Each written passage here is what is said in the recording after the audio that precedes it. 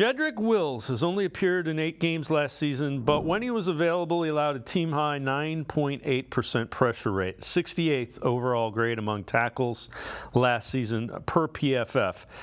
Yet to finish higher than 55th in that grade at his position in any of his first 4 seasons. That again from Sharp Football Analysis.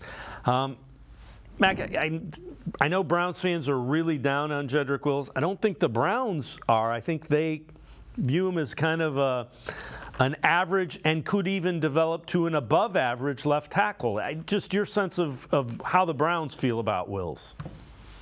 Yeah, the thing with Jedrick Wills is he is such an enigma when it comes to, a lightning rod of the fan hatred going towards him.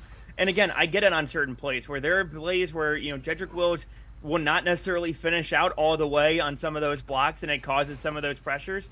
But at the same time, too, again, you see the same tools that he had at Alabama as well. And this is the last year of his contract. And especially at that position, and Andrew Berry touched on this a little bit today as well, but the fact that at the tackle position and at the offensive line in general, it is so tough to find talent at that position in particular. And somebody who has the raw talents that you see out of Jedrick Wills, where, again, when he is on and when he is locked in, it is fantastic to see what he's able to do. And it's also a little easier to be picked on when you have, Jack Conklin on the other side or DeJuan Jones with how well he was playing. You have, Joel Bitonio and Wyatt Teller in the middle, Ethan Posick at center.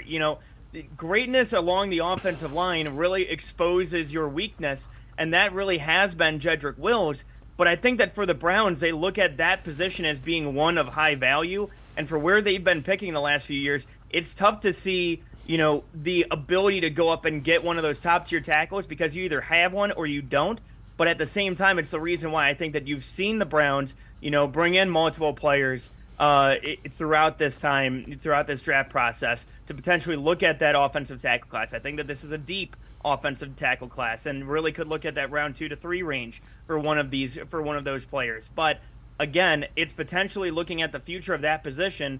And when you look at the key positions that the team values throughout, their guardrails, as we've looked at throughout the years, that is one that is a key position. And again, when you have a talent like Jedrick Wills, I think that you have to roll with it until you're able to get somebody that you can develop into a better prospect.